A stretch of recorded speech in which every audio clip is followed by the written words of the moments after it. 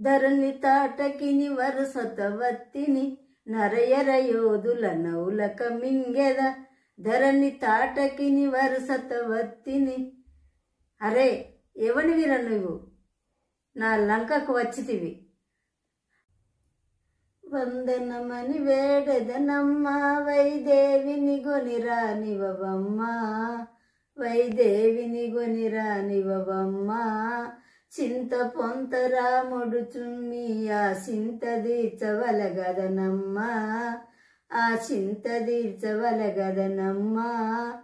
వందనమని వేడెదనమ్మా వైదేవిని గొనిరానివమ్మా.